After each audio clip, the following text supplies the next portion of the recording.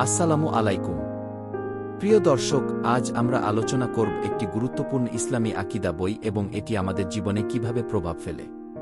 এই ভিডিওটি আপনাকে নৈতিক শিক্ষা ও আত্ম-উন্নতির পথে এগিয়ে নিয়ে যেতে সাহায্য করবে। ইসলামী আকীদা বইটি কেন আপনার পড়া উচিত?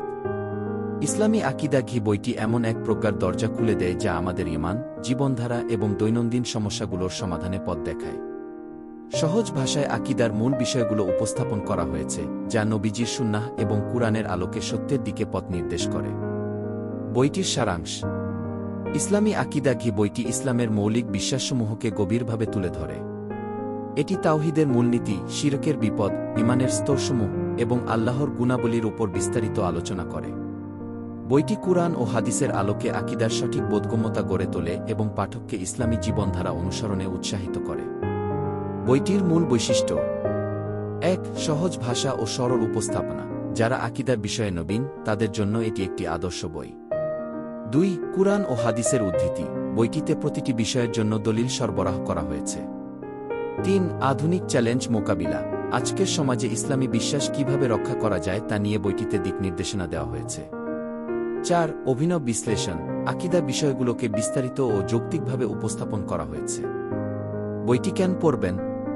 সঠিক ইসলামী বিশ্বাস গড়ে তুলতে, বিভিন্ন শিরক ও বিদাত থেকে রক্ষা পেতে, ঈমানের গভীরতা ও তাৎপর্য বুঝতে, আপনার জীবনকে আল্লাহর প্রতি পূর্ণ আত্মসমর্পণে নিবেদিত করতে। কাদের জন্য উপযোগী?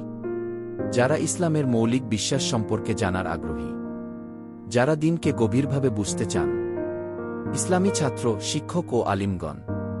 এই বইটি পাঠ করলে আপনি শুধু ইসলামের মূল বিশ্বাস বুঝবেন না, বরং তা আপনার দৈনন্দিন জীবনে প্রয়োগ করতে সক্ষম হবেন।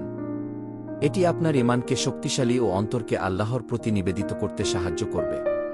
আপনার জীবনে আকীদার আলো জ্বালাতে আজই বইটি পড়া শুরু করুন।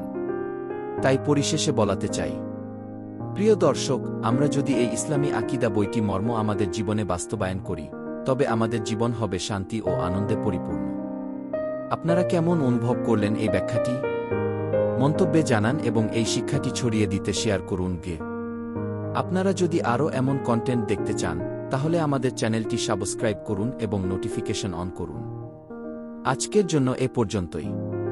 ইনশাআল্লাহ আবার দেখা হবে নতুন একটি বিষয় নিয়ে। ততক্ষণ পর্যন্ত ভালো থাকুন। আল্লাহ হাফেজ।